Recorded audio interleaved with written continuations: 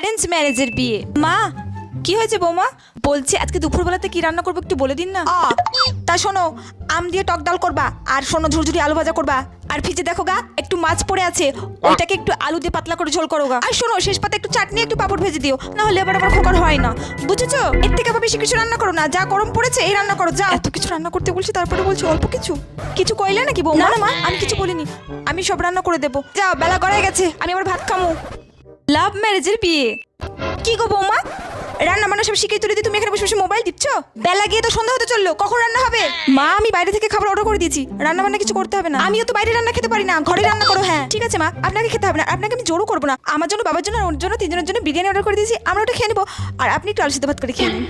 না না বৌমাকে আর কিছু খাওয়া যাবে না, তাহলে আমার বিরিয়ানিটাই হাতছাড়া হয়ে যাবে। বৌমা আমি তো এমনি কইতেছিলাম, বিরিয়ানি তোমার প্রিয় খাবার, আমার জন্য এক প্লেট আনো। হ্যাঁ যে রান্না করতে বলেছি অমনি বিরিয়ানি ওনার প্রিয় খাবার হয়ে গেছে, আজকে মজা করে বিরিয়ানি খাবো।